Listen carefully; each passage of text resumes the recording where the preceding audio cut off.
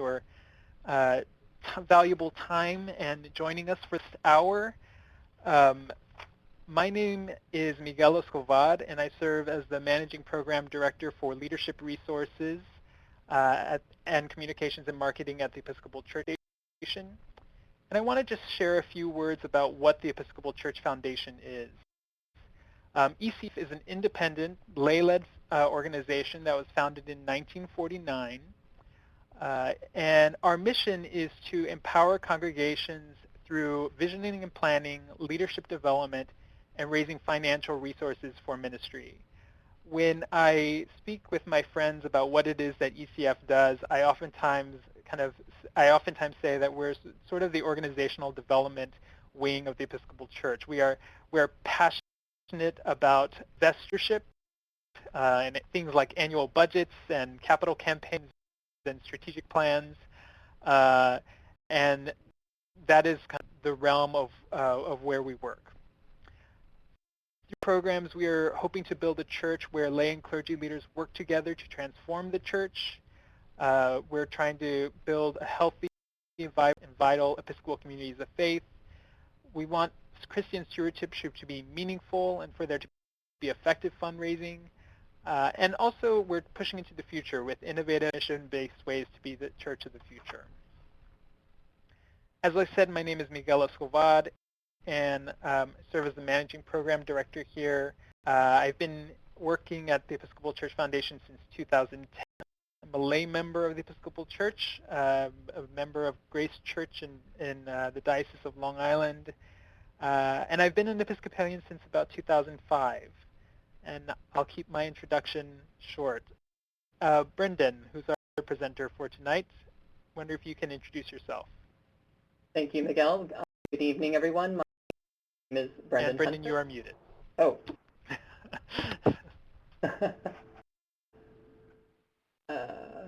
Okay, can you hear me now? Yes. Great. Sorry, everyone. Good. I'm Brendan Hunter. I'm an Associate Program Director at the Episcopal Church Foundation, member of St. Mary the Virgin in New York, in the Diocese of New York. My background is in parish ministry and as well as in diocesan communications, and I'm delighted to be here this evening as a lay member of the church and excited to engage with you on this very important work in ministry that as vestries and leaders in the Episcopal Church.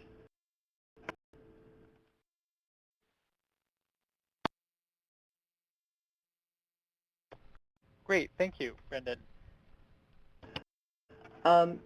Without further ado, ECF always believe in grounding in Scripture and in prayer. And with that, we would like to just start off our webinar with a brief prayer. If you just take a deep breath with me. I know that we're all from various places and times. Some are coming from work, some may still be at work, and just want to take a moment to be still and in the presence of God. Offer this prayer as we're also entering into a busy time of the program years in our parishes. Lord be with you. Let us pray. God of peace, who has taught us that in returning and rest we will be saved, in quietness and confidence will be our strength. By the might of your Spirit, lift us, we pray, to your presence, where we may still and know that you are God. Through Jesus Christ our Lord. Amen. Amen. Thank you. So I want to begin with just an overview of what we're going to be speaking about tonight. As you can see from this outline, we're going to be spending the next hour covering a wide range of topics: annual stewardship drives, nomination and election processes, annual meetings, vestry orientation, vestry retreats. So there's a lot to cover. And as I hope you noted in the description, this is really intended to be a broad survey of all these topics, so we may not be getting into as much depth as we normally would if we were able to have more time. But our hope is that we'll be able to leave everyone with some practical next steps and resources for folks to dig in deeper. We'll begin with the question of where is Jesus in all of this? Over and over again in this presentation, we're going to keep coming back to this question, and hopefully we'll offer some ideas for incorporating faith into everything that we do, from the annual stewardship campaign, how we nominate and elect vestry members, even annual meetings. Let's see if we can even have Jesus show up there. Our presentation will take us from September, when many Episcopal congregations are making plans for their annual stewardship campaigns, all the way to February, when many congregations take their first yearly vestry orientation retreat. And I'm sure a good number of folks saw that just a few minutes ago we took a poll, and there was an overwhelming majority of people who were thinking and planning about the annual stewardship campaign, and that is very typical to calendar year for congregations. Throughout the presentation, we will be making reference to some helpful free resources that are available on ECF Vital Practices for your later review, and we will wrap it all up with a discussion on next steps. Again, I just want to remind folks that one of the key things that we're going to be referring to over and over again is a resource sheet. It's available for download, and I'm just going to point it out again here. Oops, it's right here, just to the left of the arrow. So if you have a chance, please take a moment to click on that and download it now. Okay, so let's begin. And I want to begin by talking about a blog post by Greg Seiler, who is the rector of St. George's Church in Valley Lee, Maryland. For those who didn't get a chance to read the blog post, Greg argued for connecting everything that we're doing over the course of this busy season back to the reason for the season. So this post is about how Greg ran into a friend who moved on from her congregation to another local church. And when he asks her what made her leave her Episcopal parish, she describes a situation that perhaps a lot of us can identify with. She says she felt overworked and not stressed when she'd leave on Sunday mornings, nickel and dimed for various causes, she said at one point. There's a never-ending capital campaign just to fix the leaks in the building, she mentioned. The list went on. But the crux of the story has to do with an even deeper reason. Impressed, she noted that in the midst of all the mess, Jesus was never really mentioned in the food pantry or at the committee meetings, only on Sunday mornings in church.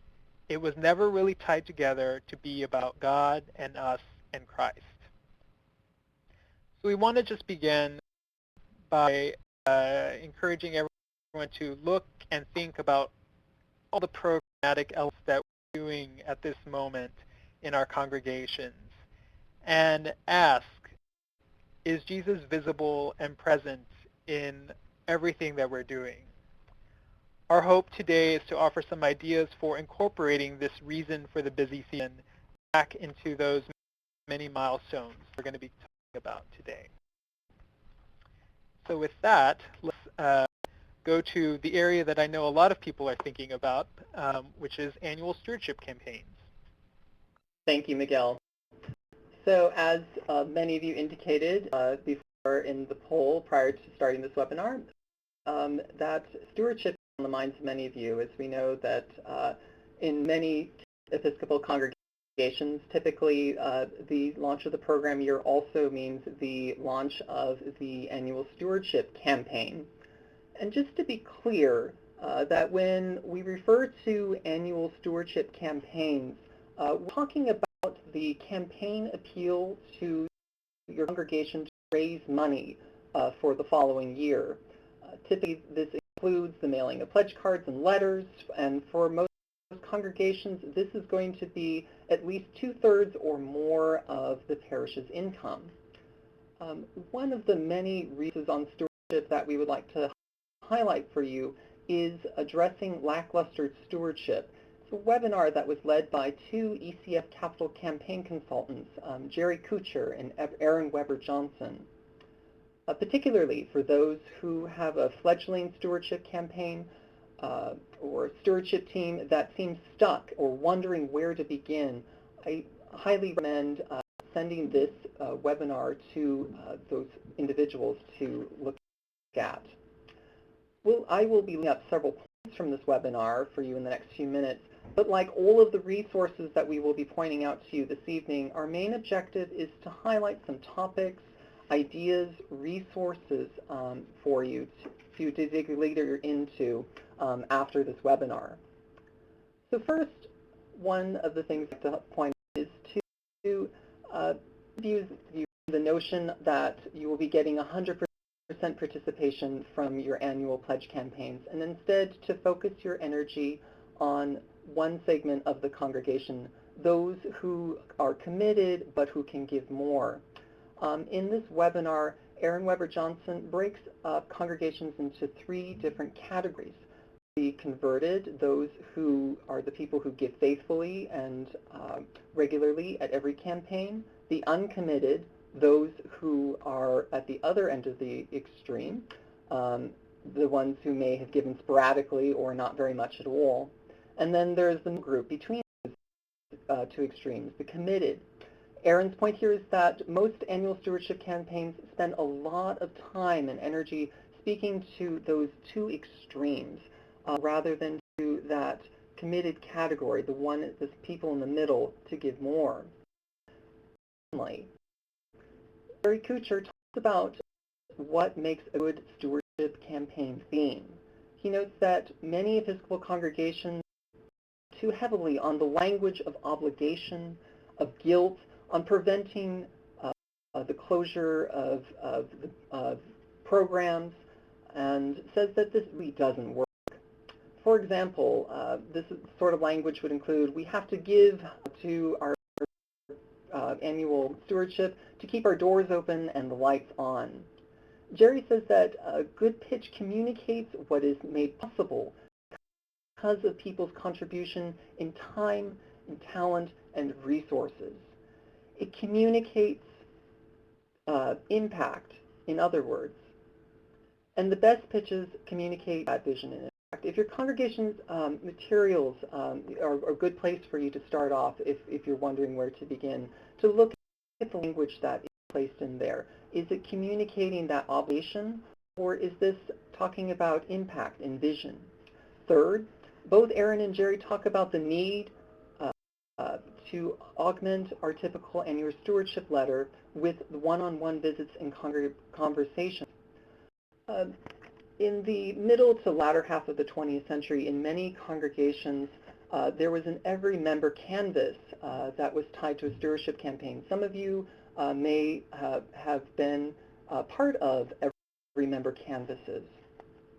And every member canvas, is pointed out, this wasn't a mistake that this was tied to the stewardship campaign. If something like this is not possible in your congregation or conceivable, at least in the near future, for this year, for example, consider focusing again on that middle group that we were talking about, those committed members of your congregation who are most likely to increase giving this year. Finally, both Jerry and Aaron note the importance of saying thank you. And Aaron cites a principle that comes from United Way of thanking contributors 7 times over the course of the year. Another mantra that comes from the development field is to come up with to thank donors 5 times in 5 different ways. So think perhaps as a takeaway from this, how would you think of 5 different ways to thank your donors over the course of a year?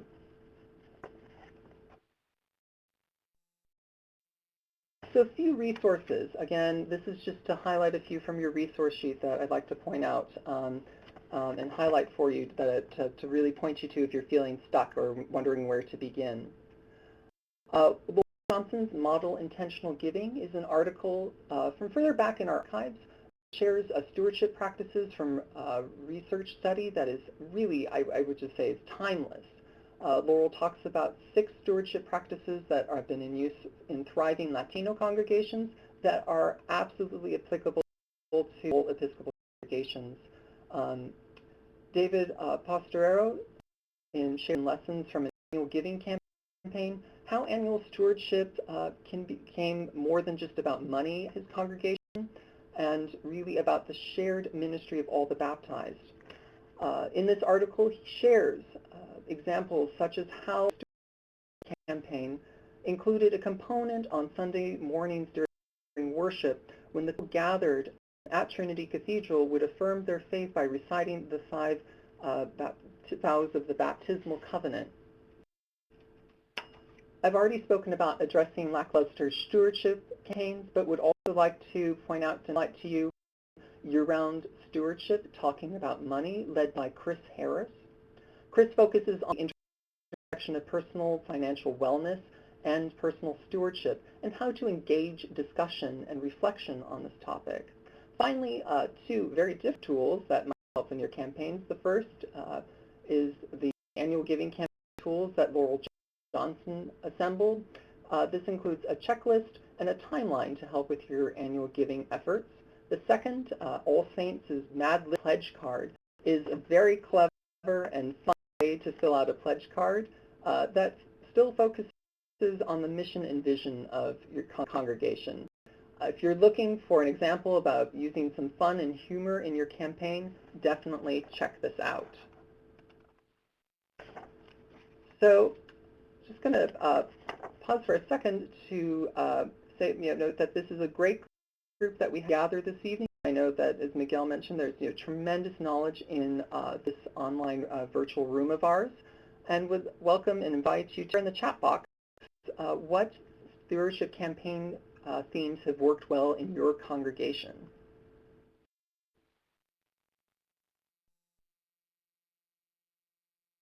Let's just wait for a moment. Sure, we'll pause for a moment.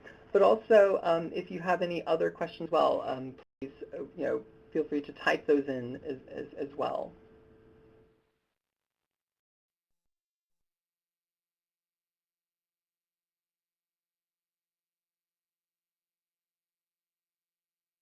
Folks are if your congregation is considering a theme for this year, love to hear that as well. Test it out with our group. Yeah.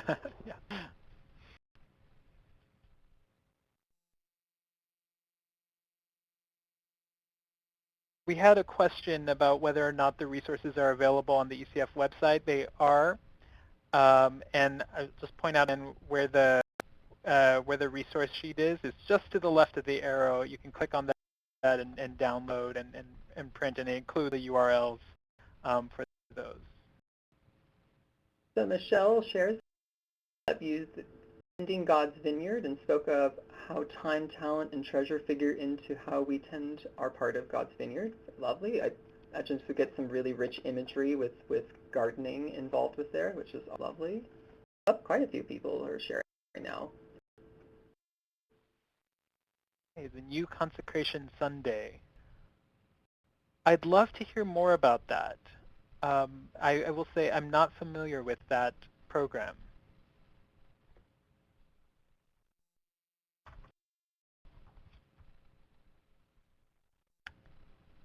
And as people are typing, Brenda, do you think I should? Yeah, let's go ahead and we'll welcome everyone to keep typing in their ideas with that. That would be lovely, and if you have any questions as well, but we'll go ahead and continue to move on, but would still encourage you to share your thoughts and ideas. Great, thank you. Okay, so nominating and electing new vestry members, a few folks indicated that they're thinking about this at the moment. It tends to happen a little bit later in the year, at November, December, and certainly by January, toward annual meetings, it becomes a more significant concern. Oftentimes, this is a somewhat haphazard process in many congregations. including my own. I'll never forget one day I was walking down the street and I received a phone call from the rector asking if I would like to stand for election to the vestry, and the annual meeting was happening that very day. Hopefully, so that came as a surprise to me. Hopefully, though, what we encourage here is for congregations to take a much more deliberate approach in the process for vestry nomination and elections. This really is more than just an opportunity to fill seats. Ultimately, this is an opportunity to identify new leadership in the congregation, help bring new energy and enthusiasm and a new perspective for the mission and ministry of our communities of faith. In 2013, ECF published an article called Build a Healthy Vestry by the Reverend Janie Kurt Morris, who is the rector of Emmanuel Episcopal Church in Houston, Texas. And in this article, she shares an intentional process that she and her congregation developed to identify and nominate new leadership in her congregation.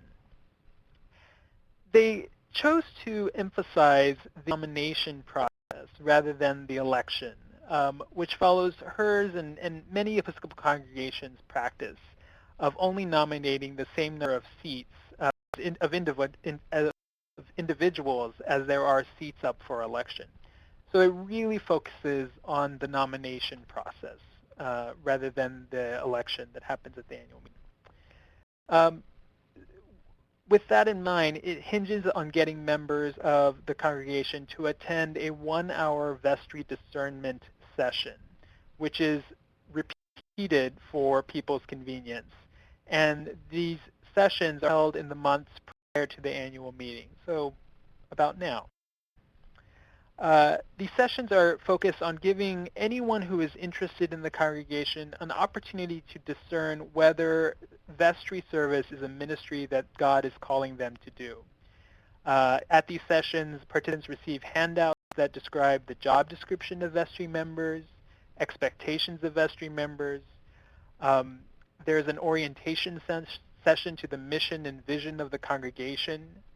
And there's a preview of any sort of extraordinary initiatives of the near to mid-future that the vestry will really need to be focused on and will be undertaking. So, for instance, if you know that next year your congregation needs to undertake a major capital campaign, that would be included as information for a prospective member to just be aware of as they think about whether or not this is a service that they should take on.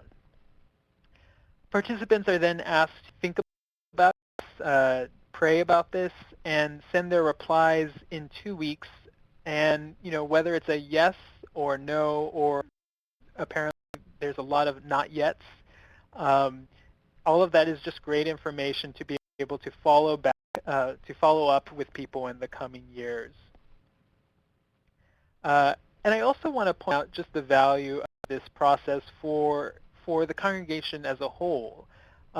Even for people who decide ultimately that vestry service is not something that they're going to pursue, you've gathered people in an intentional way and shared with them the mission and vision of the congregation, as well as some of the logistical challenges that your congregation is undertaking. So there are a lot of benefits that this sort of vestry discernment session could have for the life of a community. And obviously one of the critical pieces here is getting people to attend these sessions. The clergy and lay leaders get the word out about these discernment sessions through all the traditional means one might expect, including the email newsletter or bulletin.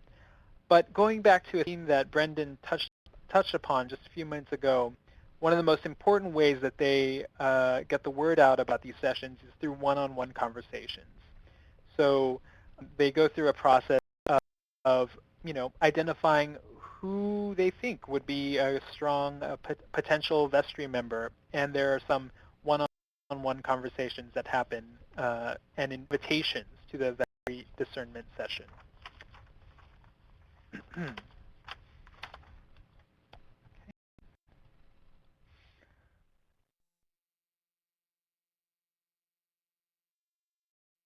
One of the things that I would love to hear from participants, and I would invite you again to consider typing into the chat box, is whether you think that your congregation could hold something like a vestry discernment session for potential leaders. Just let us know, yes or no, whether this is something you might be willing to try out this year or next year, and why or why not. Love to hear that. And as we wait for people's responses, I also want us to think about who in the congregation we might invite to attend one of these meetings. What are some of the characteristics of a potential leader for the congregation? Again, from this article, Janie Kurt Morris notes that for her, she summarizes the requirements are each person must be grounded in faith. They must be a regular attendee in worship. They must be a person of prayer. Of course, we are always looking for particular skills and experiences that will be helpful for the immediate needs of the coming year.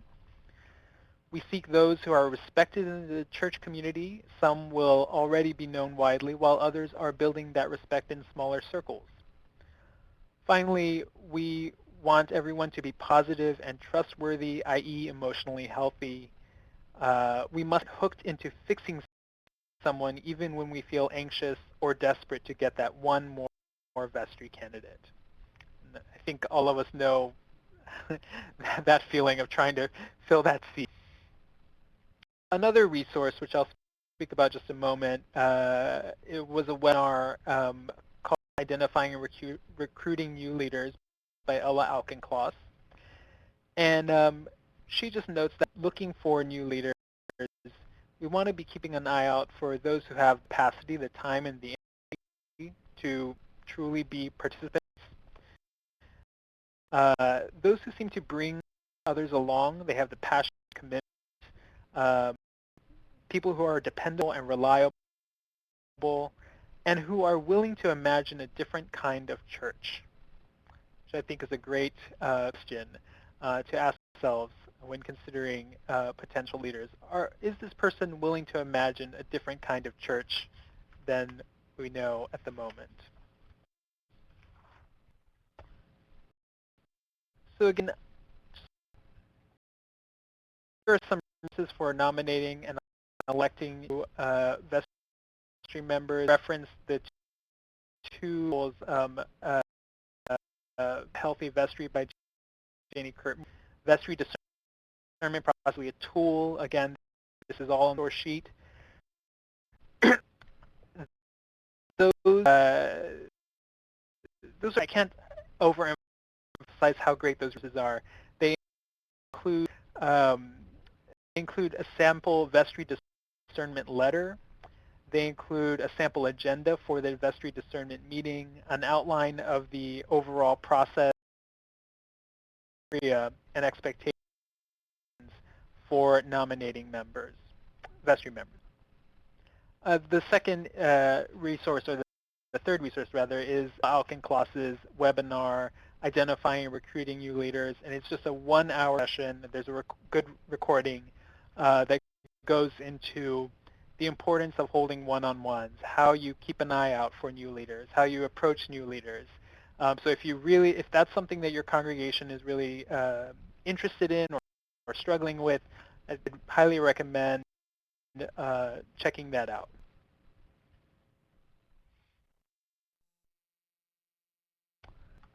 Okay. So one of the things that we'd just like to do is just take a pause and see if you have any clarification questions. And also, I see a few folks are sharing also experiences around nomination election processes. Z says, I would love an introduction or overview to what the vestry did and their main hurdles. We hear that a lot. And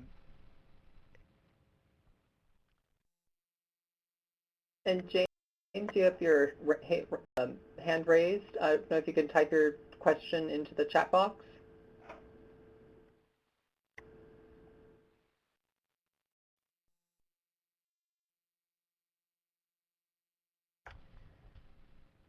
In a few moments, I'll be also speaking about vestry retreats, and that is also another great opportunity in which vestry members who have been on the vestry for 3 years will share their experiences, uh,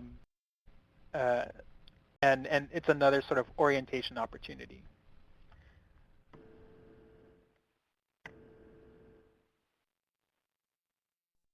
I see Sylvia Vasquez has her hand up. Right now, everyone's muted, so probably the best way to share is or ask the question is through the chat box. Great question, Z. Wellington. Who do you think is best to lead this type of meeting or information session? I believe that at Emmanuel Church in Houston is the rector and one of the wardens who leads those sessions.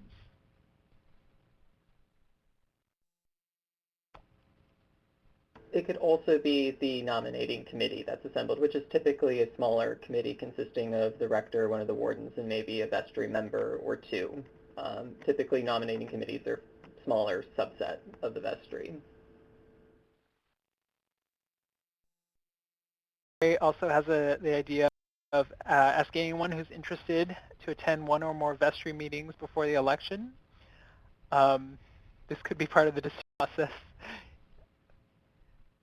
Certainly. Yeah, that would be a case-by-case basis for sure. If Yeah. you feel that that would be a helpful part for your vestry, that was something definitely to consider. But that may not be something that would work well in all congregations. Sylvia, your question about an optimal size of a vestry, again, that depends upon the size of your congregation. Always check your diocesan canons to see what may be stipulated. In many cases, there will be a minimum number of vestry members required in your diocesan canon. So you'll want to double check that first. And then secondly, your parish bylaws to make sure that your parishes may have already set up when the maybe minimum, maximum, or even a set number. And if that's the case, you need to abide by that or see about trying to change that. But generally, we see larger congregations will generally have a larger vestry. We see vestries will have anywhere from 9 to 12 members. Smaller congregations may have fewer, more towards the end of 6 members. Really what makes sense for your congregation, but definitely check out and see whether or not you are required to have a certain number. So, okay, aside from the rules, what is an effective group? I've read just about leadership teams that the max number is 9 to 10. And you kind of want to keep it around there. But that's coming from the field of leadership studies and not necessarily, canonical requirements. So just keep that in mind. So we have a lot of questions, and I think that probably for the sake of continuing our presentation, it'd be wonderful if people could respond to some of those questions, and we can also go back to them in just a moment. And Brendan, as you do your next section of the presentation, perhaps I can just write a few of the questions are so we can come back to them in the discussion session. Wonderful. Sounds great. Thank you. And I'm going to also just move the video up a little bit so I can see more of the questions here. Wonderful. Moving on, continuing on in our next 6 months of life in your congregation is typically the annual meeting. This required meeting of the parish each year of the rector, vestry, and other church leaders typically report to the congregation on the state of the parish. The annual budget is presented, but I would note is not passed, and vestry members are elected at these meetings typically. Again, I'm going to speak in general, broad terms because diocesan canons and local, your state non-for-profit laws will dictate how the specifics behind this, but generally speaking, this applies to most of your situations. That to meet the requirements of your local nonprofit laws, the meeting has to be designated and recorded so that in parish records that these can be retrieved and made available. An annual parish finance report must be presented, and the meeting requirement is generally satisfied through an open meeting such as an annual meeting that we know can also be so difficult as pulling teeth, as illustrated in this picture, to get people to attend. So typically what's been on the agenda in these meetings is the rector's annual report, approval of minutes from the past year's annual meeting, election of new vestry members, and if it's as well as the election of delegates rather, to your diocesan convention. Sometimes that's not necessarily done at the annual meeting, but typically if you're going to do, parishes will combine that in. Other ministry leaders may also give reports in this case, but the annual report does need to be, minutes need to be taken, and this must be made available for members of the parish. The vestry is responsible for developing, more often by delegating this to a budget committee internally, and then approving the annual budget, as I mentioned, then presenting this at the annual meeting. Typically, there's a bit of confusion in parishes, this notion that the budget gets presented and passed at the annual meeting. It's in fact the vestry's fiduciary responsibility to pass that and present it. Typically in a gesture, the parish approves it. The wardens form the principal unit of leadership in the parish. The senior warden can be elected at the annual meeting, elected by the vestry, or the rector may be empowered in some cases to appoint the senior warden from amongst the vestry members who are currently elected. Sometimes the senior and junior wardens will serve as co-wardens, dividing the duties between them. The junior warden may be elected at the annual meeting as well, or elected by the vestry members themselves. It is not necessary and is sometimes even undesirable for the junior warden to be responsible for parish properties. We hear about this a lot. Different congregations where the junior warden will contact us saying, I'm responsible for buildings and grounds. Is this true? And so we have to kind of bounce it back that this is a local custom that's typically been developed. The chair of a property committee, we would just add and want to note to you, should be the person who in the parish who really is most knowledgeable and skilled in maintenance and buildings. That really is our recommendation, though, when facing that situation.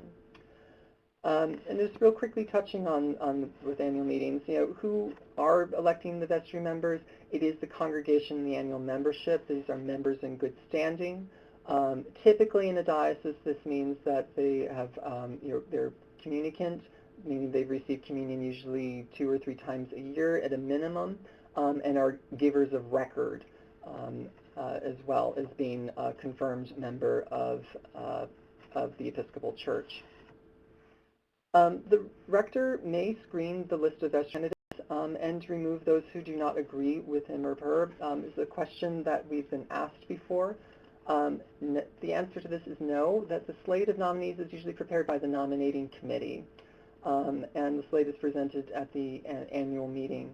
An opportunity for nominations to be made from the floor may be the case, but again, you need to check to see whether or not this is allowed canonically by your diocese and whether or not this is something that is allowed by your own parish bylaws. Can the rector vote at the annual meeting? Typically, the answer is no, except in the event of a tie.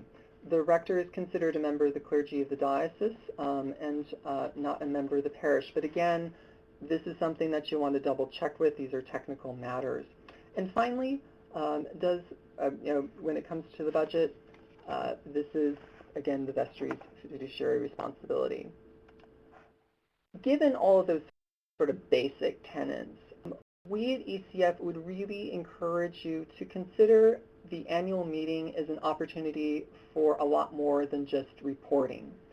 And on the slide are just some examples that I'd like to just highlight for you, that this can be an opportunity to really focus on the congregation's mission and vision, your strategy, where you've been, where you're going, and to be much more of a celebration and opportunity for the leadership to have this an important time and a very important prayerful process of looking and reflecting back on the previous year, but also where your congregation is headed. This is also an excellent opportunity, which is maybe in the practice in some cases, to thank and acknowledge your volunteers, to address some of the big questions that are going on, which the leadership has been wrestling with over the previous year or is looking to face over the coming year, and to be able to discuss that as a congregation. And then finally, would also encourage folks to consider to have reports made available in advance. And if there are elements that are to be passed, that if this is your local practice to pass various items on the agenda, to consider the use of a consent agenda. Any of you who were at or were in tune with our General Convention this past summer saw the power of consent agendas and being able to move a lot of legislation through a lot more quickly. But again, just a caveat to make sure that you do check with those canons to make sure that everything is in line, or that you check with your diocese if you're changing stuff and want to make sure that you're not going to be getting into trouble with any of that stuff. And finally, would also want to bring up the topic of changing the date of your annual meeting as well. Traditions, stand and they're there and they're wonderful. For whatever reason, in the Episcopal Church, most parishes have their annual meetings at the end of January. This typically becomes a process from a practical standpoint, that the books have to be closed out from the previous year, the budget has to be put together for that coming year. So in some cases it may have seemed like this is a practical thing, but in some cases it may not. It's a really, really hectic season, as many of you know. And in some cases, it may make more sense to move the date of the annual meeting. In many cases, this can be done. But again, you want to check with your diocesan canons. In certain cases, when we quickly looked around for this, we only found a couple of instances for which this is the case. And there was I believe it was Southeast or West Florida, for which it is required to be done within, I think it was 60 days after the new year. But in many cases, you're not stuck with a specific time. And as in one of the resources that I'll be highlighting to you, again, Greg Seiler has an excellent blog post in which he beautifully titles, A New Year's Gift to Your Congregation, Move the Annual Meeting, really talks about the power to be able to have a much more in-depth and expansive time in mission and vision conversations with the congregation, rather than feeling so busied and rushed to get the reports together and ready for the annual meeting.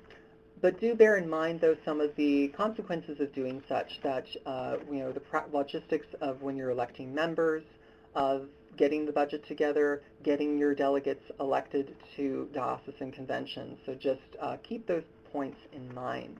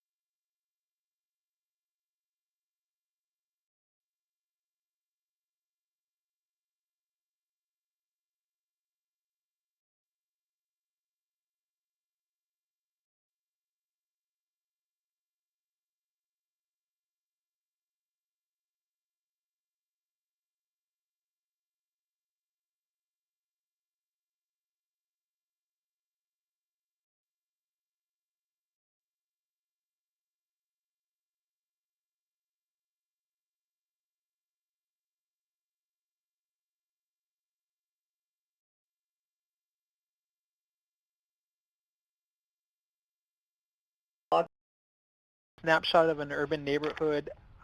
It depends on whether your congregation is uh,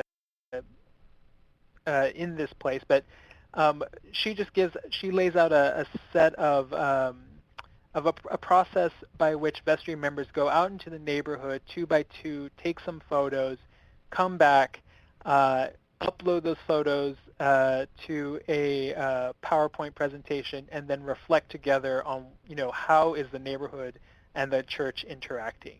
It's a great practice for any congregation that's struggling with its connection to the neighborhood, wants to reconnect with the neighborhood. So strongly, again, encourage. She lays out in a very nice detail the process for that. And I'm noticing the time. It's 7:56. So I'm going to stop here.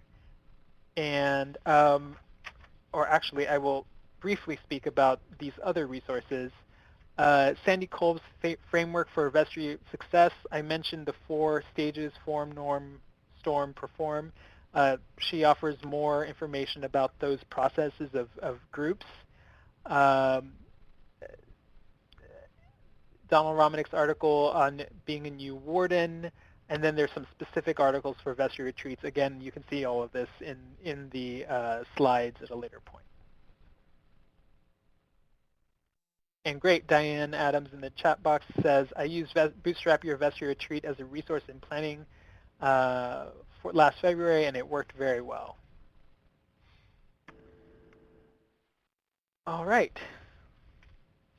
Brendan. Well, as we're sort of approaching the end of our evening together, I just want to present some stuff, some suggestions for next steps. We've given you a lot of different information, different resources to check out, and want to make sure that we're thinking about what are you going to do when you sign off of this webinar and you go to your next vestry meeting, or in the case of one of our participants, go to your vestry retreat this Saturday. And also invite you at this point to, for any other questions in your chat box, comments, questions, things that have been lingering over this evening, please type those in at this moment. We'll try to get as many as we possibly can. But as you'll see on this slide, for each of the sections we've just put out some ideas for you to potentially take as a next step. And would perhaps you will come up with 7 different ways to thank people in your stewardship campaign. Focusing on your committed folks in the middle, as opposed to getting every single member, focusing your energy on getting every member of your congregation to there. What is that next step? We'd love to also hear that in the chat box as well, in terms of what you would like to take home with you with that. But questions, please.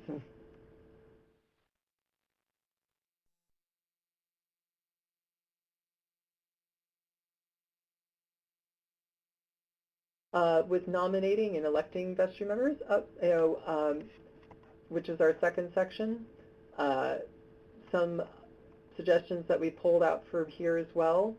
There was a lot of enthusiasm, it seemed, with this really making an intentional process. I hope you'll think about going back and making a discernment process involved for leadership into the vestry, holding a discernment session.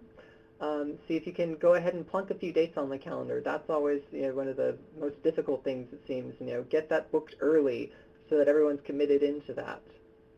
It looks like we have a couple of questions in the chat box. Yes. Curious oh, sorry. You go ahead. Sorry.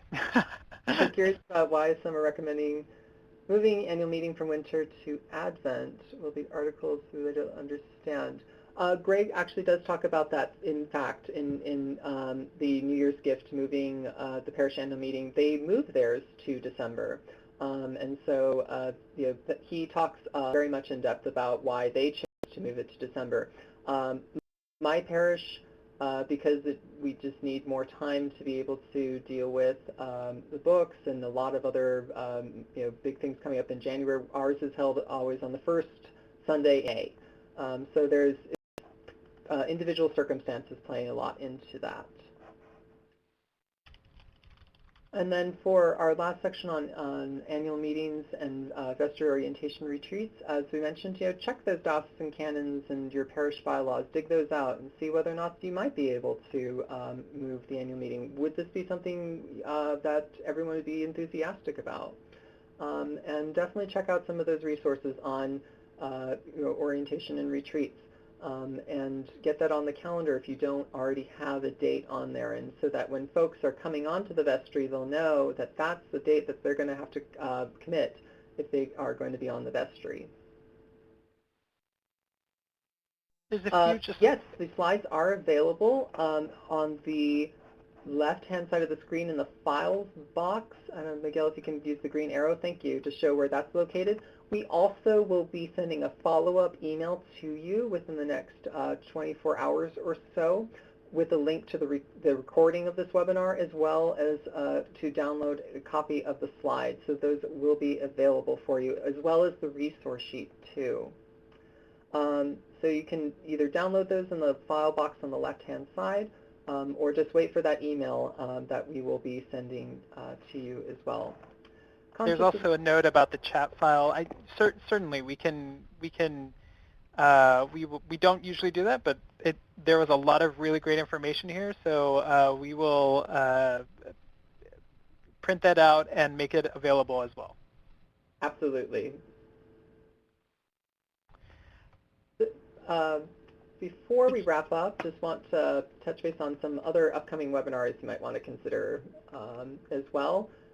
We have a great one on Blessings and Struggles of Scrappy Church Ministry by Nancy Frausto, who's also one of our ECS fellows. Those smaller churches with not a lot of resources. How do you do ministry in spite of all of this? Basics of a Capital Campaign, as well as digital giving models and tools coming up at the end of September. So definitely check out that and more on episcopalfoundation.org. Just want to thank everybody for taking the time out of their very busy schedules to be in this webinar. We thank you for your inbox right now. Please take a moment to fill this out. We value your feedback so much, and note that this is what we use to be able to create these webinars. So we will be using your feedback to make adjustments to improve this webinar, and as well as creating other webinars in future. So again, thank you, God bless and Godspeed in your parish ministry, and have a lovely evening. Thanks, everyone.